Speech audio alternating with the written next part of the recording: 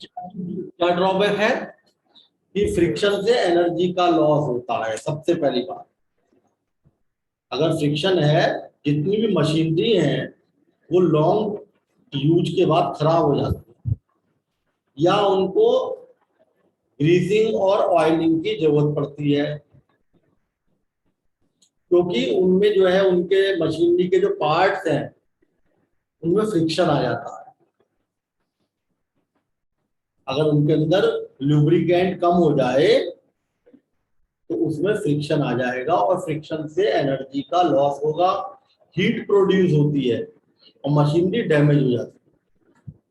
इसीलिए time time पे उसको, आपका कोई कार भी है या बाइक है, उसको सर्विस करवाते हैं ना, उसमें ऑयल डलता है। ऑयलिंग और ग्रीसिंग इसलिए जरूरी है ताकि इससे फ्रिक्शन कम हो जाए, एनर्जी का लॉस ना हो, है ना। क्योंकि फ्रिक्शन से लॉस ऑफ एनर्जी होती है, हीट प्रोड्यूस होती है, ये इसका। अब उसके बाद आ गया आपका फ्रिक्शन को रिड्यूस करने के मेथड। वो पता है आपको रिड्यूस कैसे करते हैं?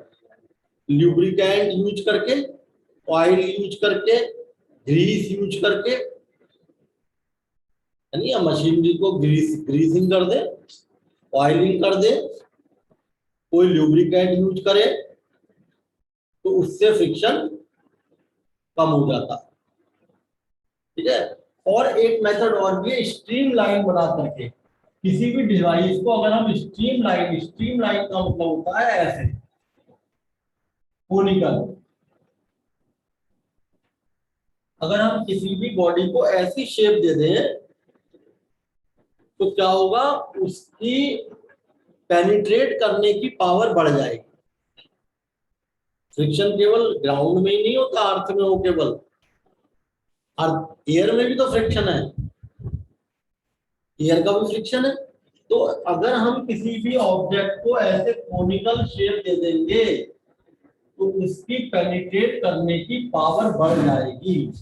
एयर को, एयर में चल रही है तो एयर को, पानी में चल रही है तो, इसीलिए शिप वगैरह की शेप आगे से ऐसे होती है, जो बुलेट ट्रेन वगैरह है उनकी शेप ऐसी होती है। इसे कहते हैं स्ट्रीम लाइन, ये कोनिकल शेप आ गई। ऐसी शेप होने पर क्या होता है कि वो बॉडी एयर को पेनिट्रेट आसानी से कर जाती है। वाटर में चल रही है तो वाटर को पेनिट्रेट कर लेगी। तो स्ट्रीम लाइन शेप देकर के भी हम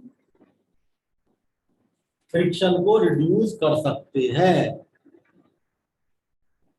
ऑयलिंग करके फ्रिक्शन रिड्यूस कर सकते हैं, ग्रीसिंग करके रिड्यूस कर सकते हैं, स्ट्रीम लाइन शेप दे करके रिड्यूस कर सकते हैं। और एक आता है कि हम स्लाइडिंग बॉडी को रोलिंग बना दें। अगर कोई बॉडी बजाय इसके कि उसे खींचे, स्लाइड करें, अगर हम उसको रोल करने लगे तो रोलिंग फ्रिक्शन तो कम होता ही है। यानी कि बाय यूजिंग बॉल बियरिंग, आपने देखा होगा टायर्स के अंदर, टायर ट्यूब में जो रिम होती है उसमें, इस साइकिल की, उसमें क्या होता है, बीच में गोलियां पड़ी होती है। इस टाइप से ना, बीच में रिम में अपर पार्ट होता है और एक लोअर पार्ट होता है। इसके बीच में अब क्या होगा, जब पहिया घूमेगा तो ये एक दूसरे पे स्लाइड करता। इनर वाला जो सर्किल है, सर्कुलर ट्रैक है, वो बाहर वाले के ऊपर स्लाइडिंग करता, और स्लाइडिंग में फ्रिक्शन ज्यादा होता है। तो यहां पर हम कुछ रिंग, सर्कुलर जो बॉल बियरिंग जिसे बोलते हैं, गोलियां डाल देते हैं दोनों के बीच में, ये कहलाते हैं बॉल बियरिंग। बॉल बेयरिंग डालने से क्या होता है, ये दोनों इनर और आउटर सरफेस एक दूसरे पर स्लाइड करने की जगह रोल करते हैं। भाई वैसे क्या होता, वैसे तो दोनों सरफेस एक दूसरे पर स्लाइड करती, और स्लाइड करती तो स्लाइडिंग फ्रिक्शन तो बहुत ज्यादा होता, लेकिन अब बीच में आ गई गोलियां तो अब ये रोल करेंगे और rolling friction is less then sliding friction, friction reduce हो जाए। तो बॉल बेयरिंग का यूज क्यों होता है? To reduce friction. Ball bearing sliding friction को रोलिंग में कन्वर्ट कर देते हैं, जिससे कि फ्रिक्शन कम हो जाता, ठीक है ना। तो ये फ्रिक्शन को रिड्यूस करने के मेथड है, ऑयलिंग करके, ग्रीसिंग करके, स्ट्रीमलाइन यूज करके। स्ट्रीमलाइन शेप जो है उससे फ्रिक्शन कम हो जाता है, पेनिट्रेट करने की पावर बढ़ जाती। बॉल बेयरिंग यूज करके, बॉल बेयरिंग स्लाइडिंग फ्रिक्शन को इसमें कन्वर्ट करेगा, रोलिंग फ्रिक्शन में। बजाय दोनों सरफेस एक दूसरे के स्लाइड करने पे एक दूसरे पे रोल करेंगे और रोलिंग फ्रिक्शन कम होता है, इसलिए फ्रिक्शन कम हो जाता है। तो ये तो आपके वो चीजें हैं जो आपने 9th में भी छोटी क्लास में पढ़ी होंगी। फ्रिक्शन क्या है, फ्रिक्शन का यूज और फ्रिक्शन को हम कैसे रिड्यूस कर सकते हैं। तो ये अब आता है इसके बाद बेंडिंग ऑफ साइक्लिस। देखिए नेक्स्ट, अब हेडिंग जो है आपका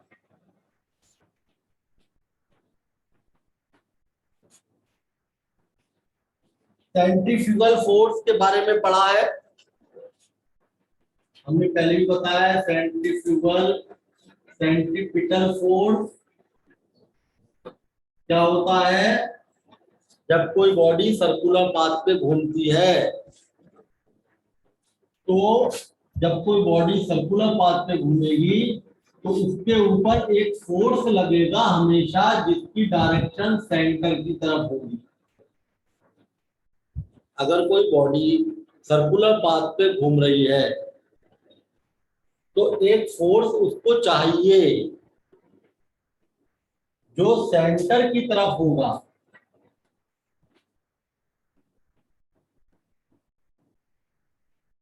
इसकी direction towards the centre of circular path होगी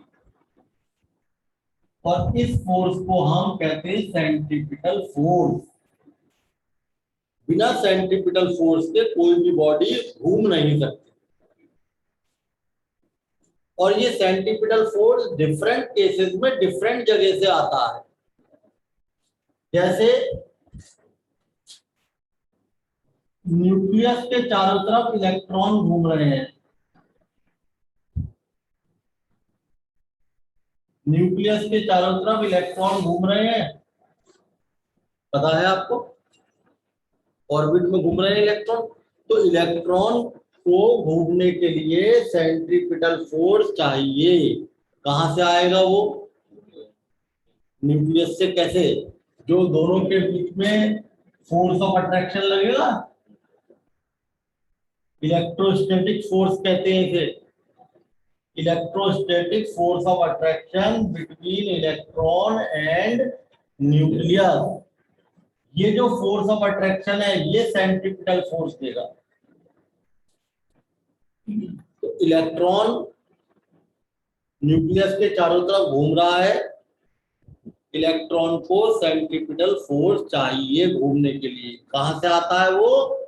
इलेक्ट्रॉन और न्यूक्लियस के बीच में कैसा फोर्स होगा? फोर्स ऑफ, तो वही फोर्स, हाँ उसे कहते हैं electrostatic force. Electrostatic force of attraction, positive negative charge के बीच में, वो अट्रैक्शन फोर्स हमें क्या देता है? सेंट्रीपिटल फोर्स देता है, सेंट्रीपिटल फोर्स देगा। ऐसे ही सन के चारों तरफ प्लेनेट घूम रहे हैं,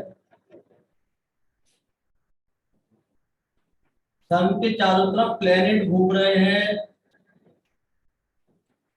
फिर वही सर्कुलर पाथ पे घूम रहा है, तो इसको एक सेंट्रीपिटल फोर्स की जरूरत है।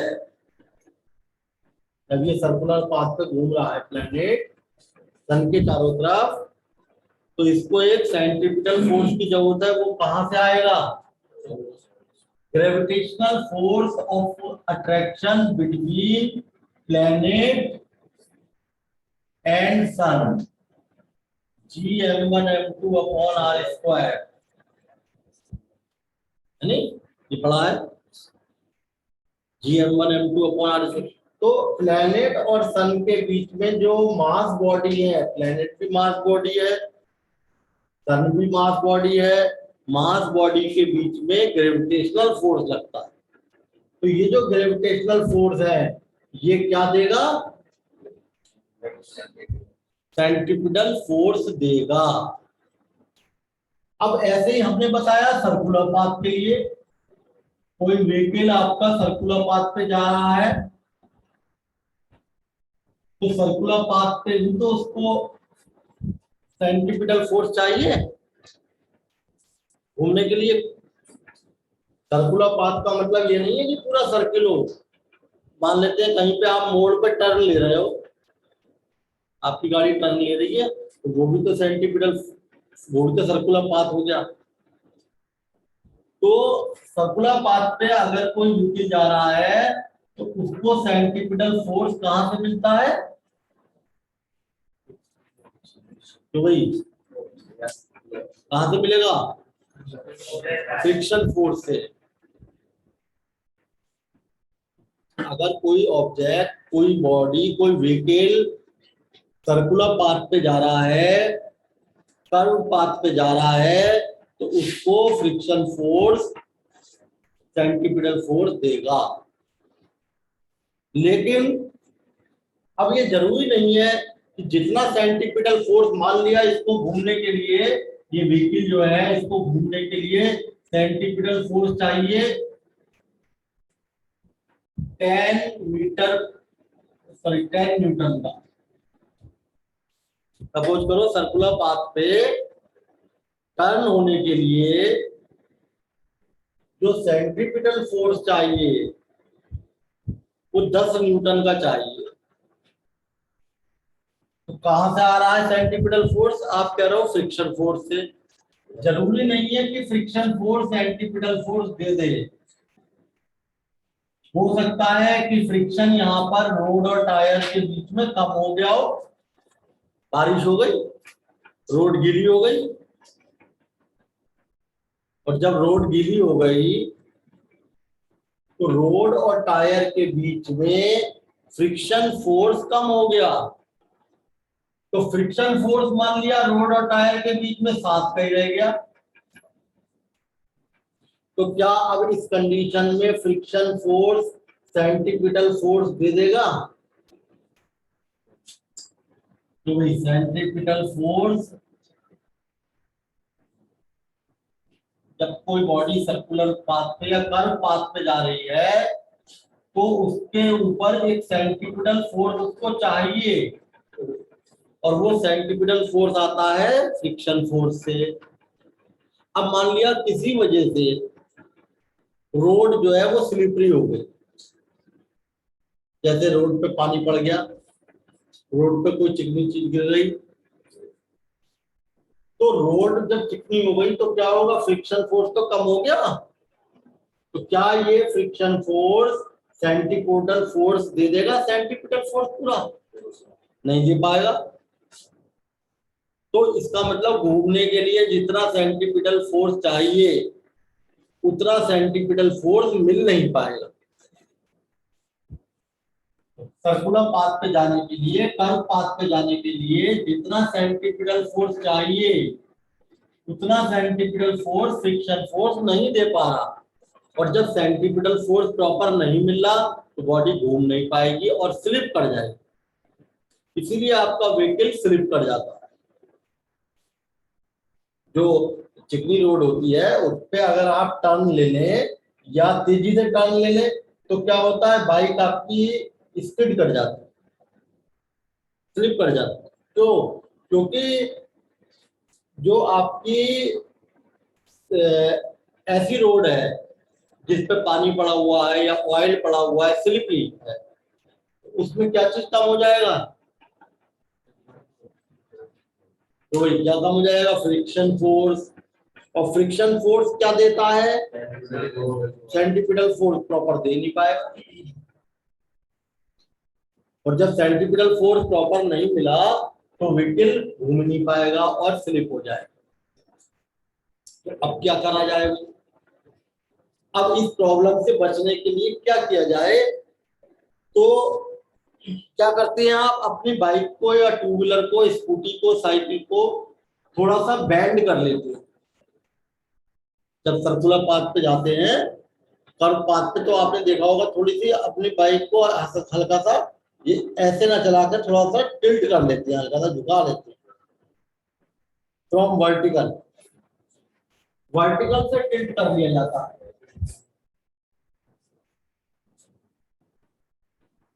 है ना? तो मैं ये साइक्लिस्ट ले लो, banking of cyclist.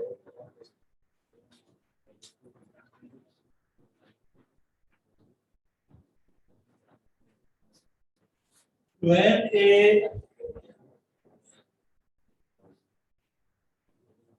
cyclist passes over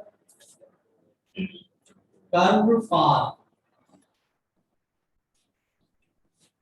it requires centripetal force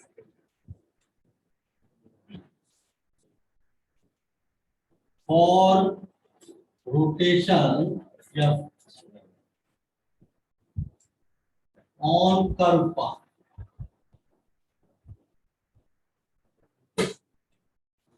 centripetal force चाहिए इसको, और ये सेंट्रीपिटल फोर्स कहां से मिल रहा है?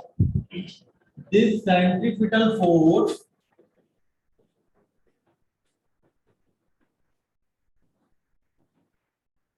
is given by or provided by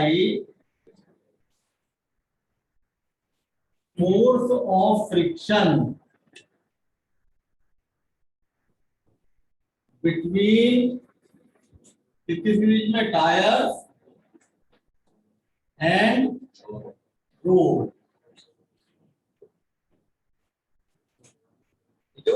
When a cyclist passes over curve path, it requires a centripetal force for rotation on curve path. This centripetal force is given by force of friction between tire and road.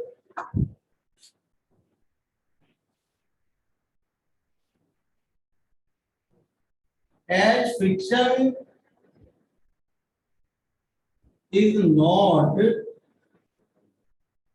reliable, अब friction क्या है? वो reliable नहीं है। पता लगा कभी भी कम हो जाएगा, बारिश पड़ गई कम हो गया, कोई चिकनी चीज गिर गई रोड पे कम हो गया, मिट्टी ज्यादा आ गई तो चेंज हो गया।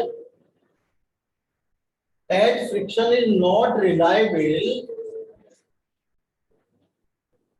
so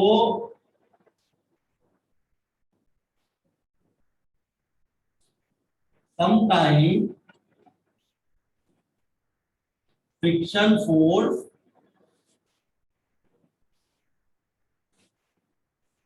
reduces and not enough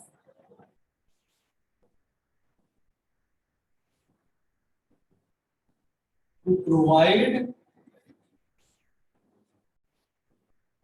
कभी कभी क्या होता है? फ्रिक्शन फोर्स कम हो जाता है एंड नॉट एनफ, और उतना नहीं होता to provide centripetal force.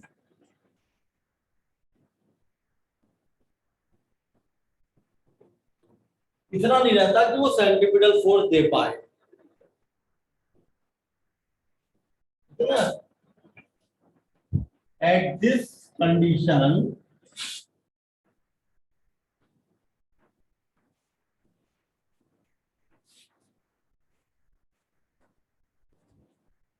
cyclist can skid on road, road पे फिसल सकता है। इससे बचने के लिए क्या करेगा, वो अपने व्हीकल को थोड़ा सा टिल्ट कर लेगा, यानी कि ऐसे समझ लो जैसे ये साइकिलिस्ट या कोई बाइक वाला ऐसे जा रहा है, तो ऐसे जाता है वो सीधे, तो कोई ये मान लिया ये चीज की बंदी ऐसे जाता है, ये बिल्कुल वर्टिकल जाना चाहिए था उसे, ऐसे।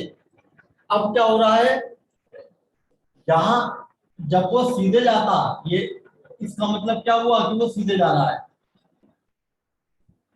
और सीधे जाने पे क्या होता है, इसका जो वेट है वो तो हो जाता है mg,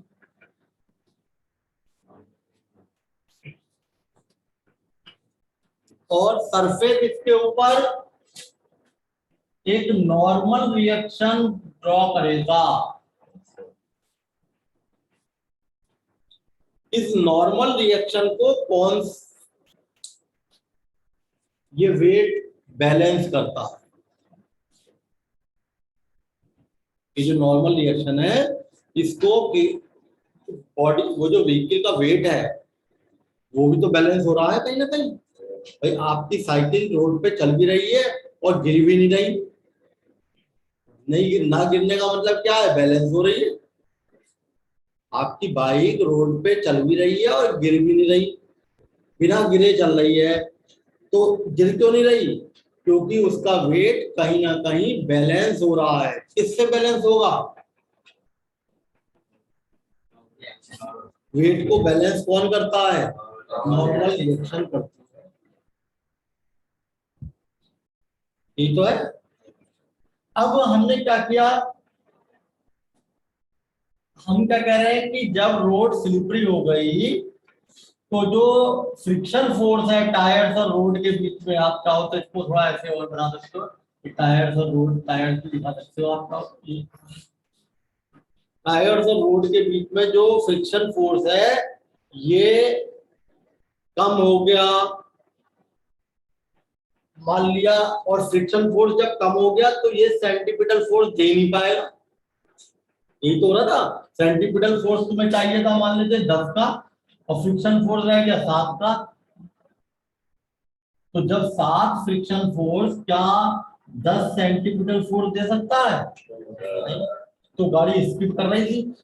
उससे बचने के लिए क्या किया आपने, इस गाड़ी को थोड़ा सा टिल्ट कर लिया, यानी कि ऐसे कर लेंगे।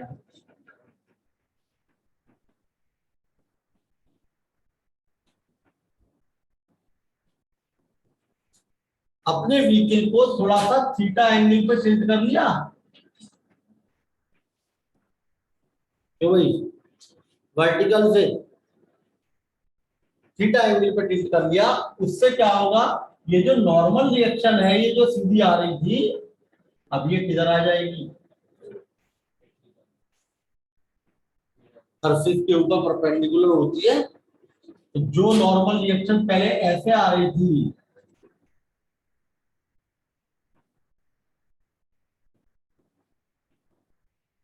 जिसको कि वेट ने बैलेंस कर रखा था, अब वो नॉर्मल रिएक्शन ऐसे आएगी,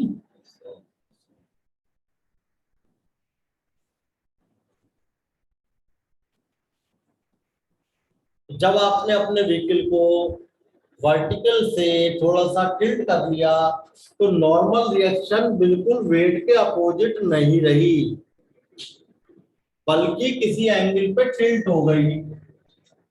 और अब इसका क्या होगा, इस नॉर्मल रिएक्शन के कंपोनेंट हो जाएंगे।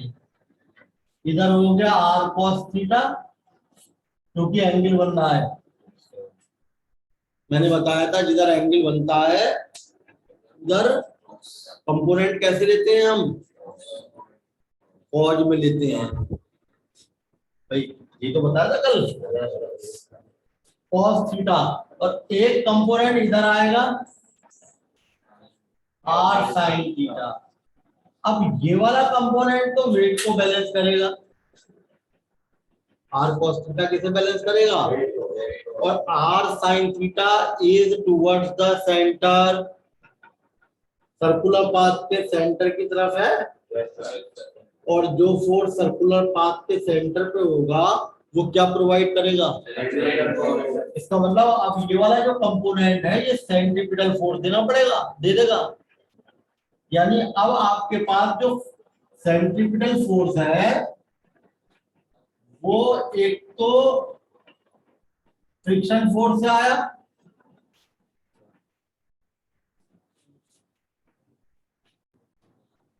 और एक किससे आएगा?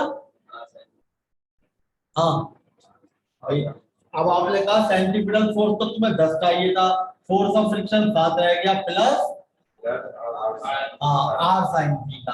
अब बाकी का 3 जो कमी रह गई थी वो ये पूरा कर दे। नॉर्मल रिएक्शन के कंपोनेंट हो गए।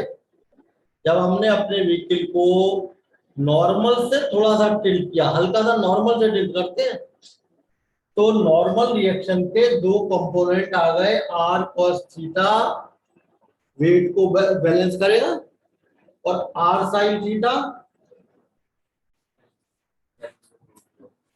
इधर है, आर साइन थीटा सेंटर की तरफ, तो it will provide centripetal force. तो अब सेंट्रीपिटल फोर्स दो जगह से आने लगा, एक तो फ्रिक्शन फोर्स से, बाकी बचा हुआ are sine theta.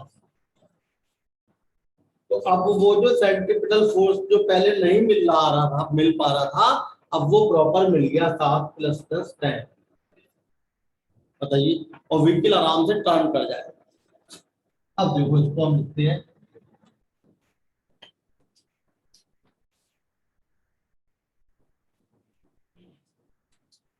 to avoid this problem, इस प्रॉब्लम से बचने के लिए cyclist tilt his cycle at some angle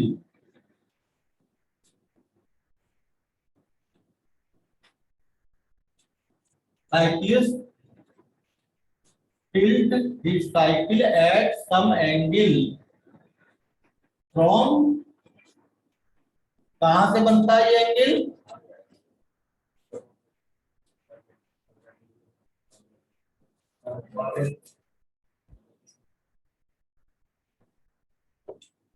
vertical. भाई साइकिल ऐसे जा रही है तो ये ऊपर ही तो आया वर्टिकल, आर्क, ठीक है ना? ये जो इसने झुकाया है वो नॉर्मल, ये वर्टिकल से झुकाया है। बाई डूइंग सो, ऐसा करके इट्स नॉर्मल रिएक्शन,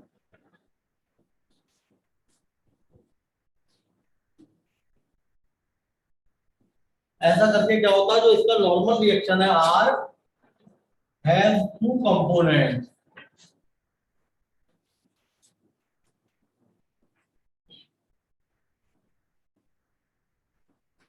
पहला आर कॉस थीटा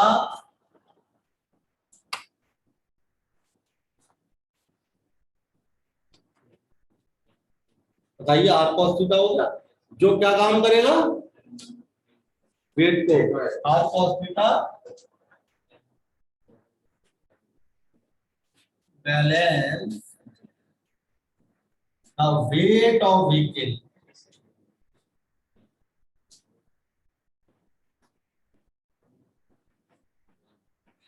साइक्लिस्ट के वेट को बैलेंस करेगा। और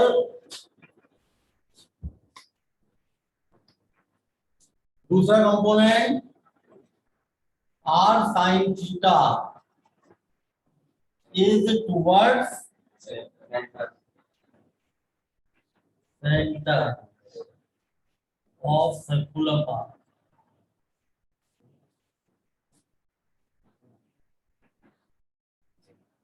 बताइए भाई, आर साइन थीटा किधर होगा? Towards centre of, so this component provide क्या प्रोवाइड करेगा? हाँ, सेंटीमीटर।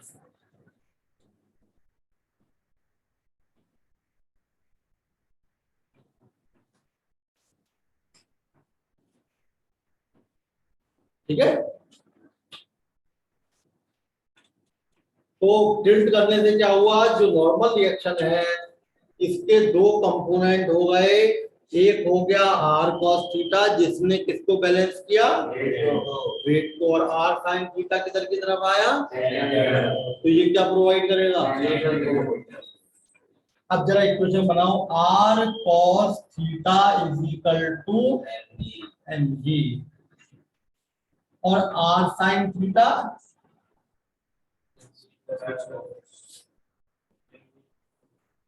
आर साइन थीटा क्या होता है, centimetre force M V square. पता है आपको, मैंने डेरिवेशन कराया था, M V square upon R centimetre force.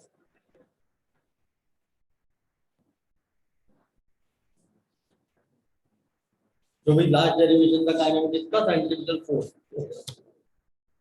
तो देखो हमारी इक्वेशन क्या बनी, आर कॉस थीटा ने तो वेट को बैलेंस किया, यानी कि R cos theta is equal to weight M G, R cos theta is equal to weight M G, और आर साइन थीटा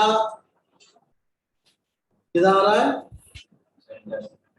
सेंटर की तरफ, तो आर साइन थीटा क्या देगा, तो इसको हमने M G square upon R रख दिया। अब इक्वेशन नंबर सेकंड को फर्स्ट से डिवाइड कर दे, फर्स्ट सेकंड को, यानी R sine theta upon R cos theta M V square upon R divided by M V square,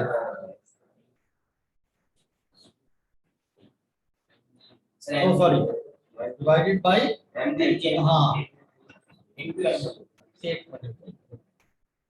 M G, M V square upon R divided by M G, यानी कि ये हो गया V square upon M से M cancel हो गया R D, ठीक है, और ये कैंसिल हो गए, साइन अपॉन कॉस क्या बन गया, ये tan theta is equal to V square upon R D. तो यहां से हमें पता लग गया कि कितना angle tan inverse V square upon R D, कितने डिग्री पर व्हीकल को टिल्ट करना चाहिए। बेंडिंग ऑफ साइकिलिस्ट में ये है, कितने डिग्री पे हमें साइकिल को या व्हीकल को बेंड कर, तो इसका मतलब बेंडिंग किस बात पे डिपेंड कर रही है, हाँ, तो भाई बेंडिंग किस बात पे डिपेंड कर रही है, वेलोसिटी पे डिपेंड कर रही है। जितनी वेलोसिटी ज्यादा होगी बेंडिंग उतनी ज्यादा करनी पड़ेगी, इसीलिए अगर आप मोड़ पे हाई स्पीड से हैं तो आपको ज्यादा व्हीकल मोड़ना झुकाना पड़ता है। कार का उसमें सिस्टम अलग है, भी आएगा फोर व्हीलर का, उसमें रोड बेंडिंग करके बनाई जाती है हाईवे पे। भाई कार वगैरह जो है हैवी व्हीकल मोड़ पे तो स्पीड होगी नहीं उनकी, उनको हल्का करना ही पड़ेगा, वहां बेंडिंग की जरूरत नहीं होती। हाईवे पे रोड जो है वो थोड़ी टिल्ट कर दिया, एक साइड ऊंची और एक साइड नीचे बनाई जाती है। तो क्या बताया हमने कि ये जो इसको हमने वर्टिकल से बेंड करा, तो बेंड करने से क्या हुआ, जो इसकी नॉर्मल रिएक्शन ऊपर आ रही थी जो वेट को बैलेंस कर रही थी, अब वो नॉर्मल रिएक्शन इधर आ गई, सरफेस के ऊपर नॉर्मल होती है ना, तो ये सरफेस है, इसके ऊपर ये इस सरफेस पे जरा ये वाली नॉर्मल रिएक्शन देखो कैसे आएगी, ऐसी तो आएगी, थीटा एंगल पे हमने टिल्ट करा है, तो इस नॉर्मल रिएक्शन का आर कॉस थीटा कंपोनेंट आ गया जो कि वेट को बैलेंस करेगा, लेकिन जो आर साइन थीटा है ये सेंटी, तो केवल फ्रिक्शन फोर्स ही सेंटीपिटल फोर्स नहीं देगा, संग में आर साइन थीटा भी देगा। तो सेंटीपिटल फोर्स दो चीजों से मिला, एक तो फ्रिक्शन फोर्स से, वो जो कमी रह गई थी वो आर साइन थीटा ने पूरा कर दी। तो R cos theta is equal to बन गया एम जी और आर साइन थीटा, इन्हें डिवाइड कर दो, R sine theta upon R cos theta, M G square upon R upon M G, M से M cancel, B square upon R G, ये आ गया थीटा की वैल्यू। ठीक है भाई, इसका मतलब इससे क्या क्लियर पड़ी, बस पता लग रहा है कि थीटा जो है वो v पे डिपेंड कर रहा है। हाई स्पीड अगर है तो टिल्ट भी ज्यादा होगा। तो लास्ट में लिख लीजिएगा, more is the speed of vehicle, more is the speed of vehicle,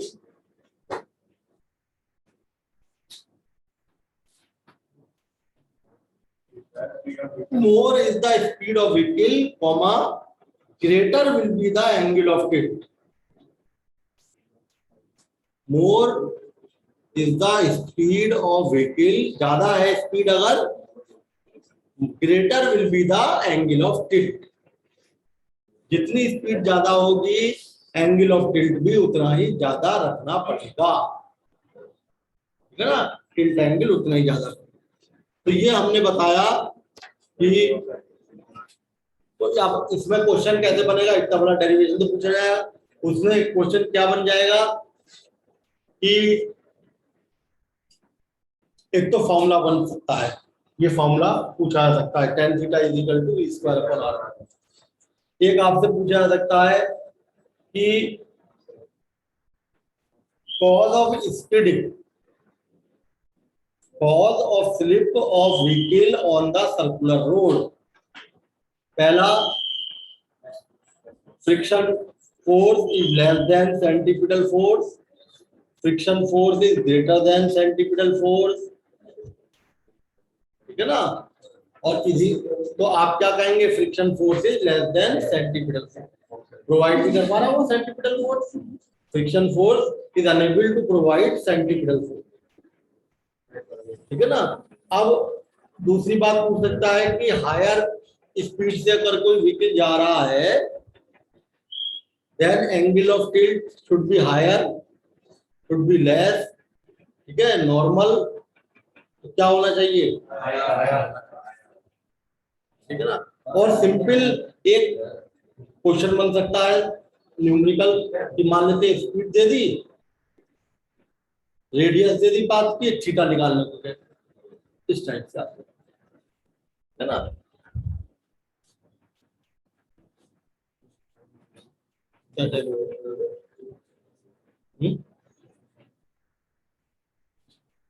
चलिए बस।